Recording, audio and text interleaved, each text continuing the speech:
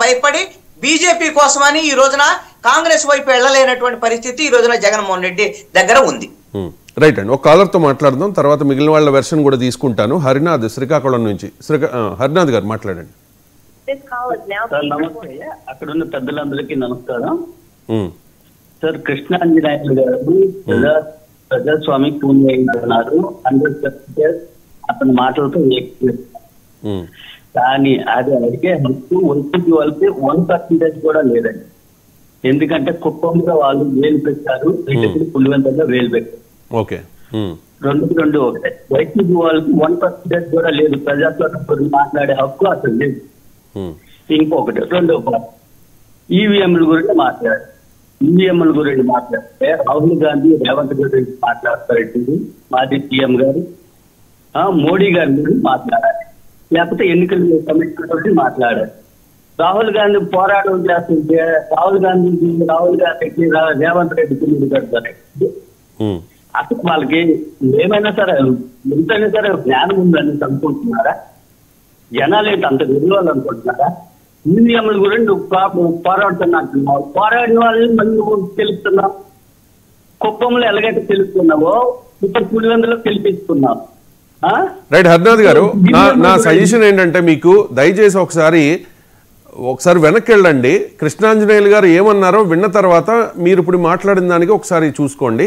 మీరు బహుశా తప్పుగా ఆయన చెప్పిన దాన్ని తప్పుగా అర్థం చేసుకుని ఉండొచ్చు. ఒకసారి మళ్ళీ చూడండి, ఒక్క నిమిషం. థ్యాంక్ యూ అండి. రైట్, ఒకసారి మీరు విన్న తర్వాత ఆయన తప్పుగా మాట్లాడలేదు, మీరు అన్నట్టుగా మాట్లాడలేదు. ఒకసారి విని క్రాస్ చెక్ చేసుకోండి. థ్యాంక్ యూ అండి హరినాథ్ గారు, మీ అభిప్రాయం తెలియజేసినందుకు. ఇక చిన్నపరెడ్డి గారు, ఎందుకు అంత అగ్రెసివ్ ఎలిగేషన్ చేశారు? చంద్రబాబు నాయుడు అండ్ రాహుల్ గాంధీ రేవంత్ రెడ్డి మీడియేషన్లో హాట్ లైన్లో చర్చలు జరుపుతూ ఉన్నారు అని చెప్పేసి ఎందుకు అంత ఎలిగేషన్ చేయాల్సి వచ్చింది? ఇది సందర్భం కాదు, కానీ ఆ ప్రస్తావన ఎందుకు తీసుకొచ్చారు? సార్, రెండు విషయాలు సార్.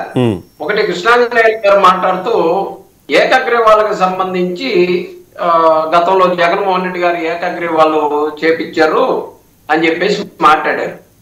సార్, ప్రభుత్వాలే ఏకగ్రీవాలు చేసుకొని మీ పంచాయతీలకి, ఇదిగో చిన్న పంచాయతీలకు అయితే 20 లక్షలు ఇస్తాం, పెద్ద పంచాయతీలకు అయితే 50 లక్షలు ఇస్తాం, ఇంకా పెద్ద పంచాయతీలు అయితే 1 కోటి రూపాయలు ఇస్తామని స్వచ్ఛందంగా జరిగే ఏకగ్రీవాలు, ఆదర్శ పంచాయతీలు, ఆదర్శ మండలాలు అని చెప్పి ఇచ్చిన మాట వాస్తవం. కానీ ఇది స్వచ్ఛందంగా జరగలేదు కదా, నిర్బంధంగా జరిగింది అనేది వాళ్ళ అభిప్రాయం. రవిచంద్ర గారు మాట్లాడండి సార్. ఎలా దాడి చేసి ఏకగ్రీవాలు చేసుకున్నారో ఒకసారి చూడమనండి. రైట్ అండి, ఏకగ్రీవాలు జరిగిన తీరు గతంలో మనం చూసాం. ఒక్కడే రఫీ గారు అదే చెప్తున్నా, ఏకగ్రీవాలు జరిగిన తీరు గతంలో చూసాం. ఎంత నిర్బంధంగా, కనీసం నామినేషన్ కూడా వేయకుండా ఏ రకంగా ఆ రోజుల్లో ఇబ్బందులు జరిగాయి అనేది మనం చూసాం. దయచేసి ఆ టాపిక్ ని పక్కన పెట్టి, మనకు పెద్దగా సమయం లేదు. ఒక్క నిమిషం, చిన్నపరెడ్డి గారు